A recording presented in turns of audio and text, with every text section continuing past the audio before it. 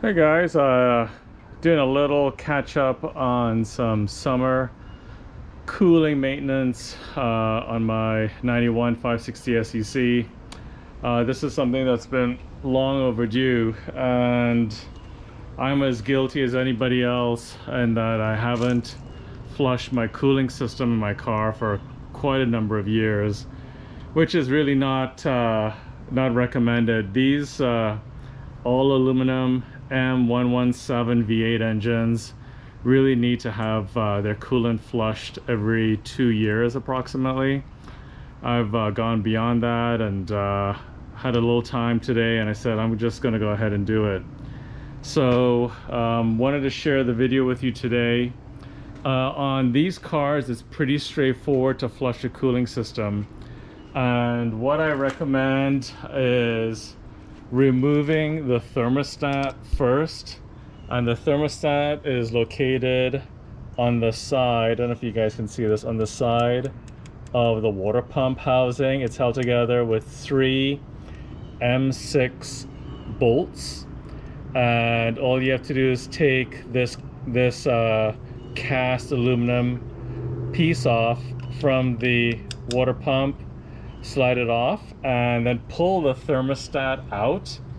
And the reason I say that is when you go through the cycling of flushing the cooling system, the recommendation that I like to make is you don't have to wait till the thermostat opens fully before draining the coolant. So by having that thermostat removed completely, you have the full circuit completely open with no obstructions from the thermostat that's opening slowly or trying to open as the engine gets up to temperature.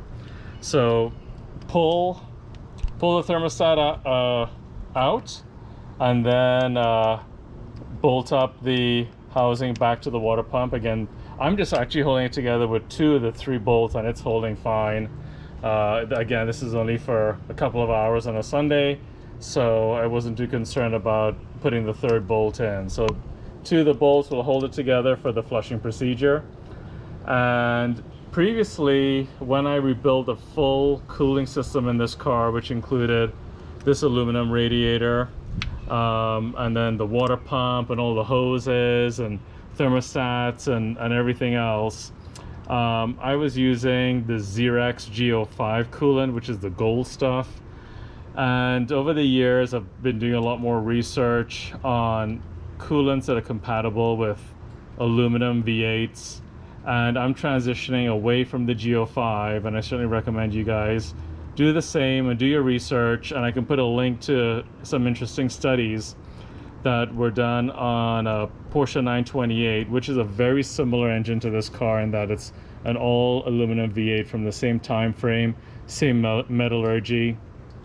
And sort of what happens over time using Go5 versus using the blue stuff, which is sort of the G48 or the Pentocin compatible coolants that's really recommended with these aluminum German V8s. So again, I'm transitioning away from the Go5 and I'm going to the blue G48. In this case, I bought the Beck Arnley G48, and you can get this online. You can get it on Rock Auto, and you can see clearly it's recommended for Mercedes-Benz. And the reason this stuff is recommended over the Go5 is that it has a more organic chemical composition, and the OAT composition is a lot more compatible to aluminum in terms of anti-corrosive properties compared to the Go5. So I certainly recommend doing that and getting away from the Go5 and going towards the blue stuff, the G48 or the Pentocin. And that's what Mercedes actually recommends. My SL500 is an M119, and that's exactly what they put in the M119. It's what they put in the M113. I also have an M113 E55 supercharged, and so that's what's put in from the factory in those cars. And the M117 in our SECs, our 126 cars, it's basically the first, sort of the first evolution of that series of V8s. And so Mercedes just kept evolving that V8 with the aluminum blocks and aluminum heads. And over time, they've transitioned and certainly recommend the blue stuff. And that's why I put the blue stuff, or will be putting the blue stuff in my car, in my 560. So I just wanted to at least mention the coolant that I recommend. And then to flush all the old coolant out of the car, there's a couple other things besides pulling the thermostat. Put the car's heater on full blast, and that way it flushes the heater core as well. You definitely don't want any of the old coolant trapped in the core, and then you have new coolant in the engine, and then when you turn the heat on in the wintertime, you have the two mixing. So as you're flushing it through, make sure your heat is on full blast as you're cycling things through. Also, only use distilled water when you're flushing, and I used I would say 12 gallons of distilled water when I was flushing my cooling system. And you can see here's the transition. On the very left is the Geo5, and that's a few years old. You can see it actually is in really good color, and so there's no contaminants, there's nothing suspect in it.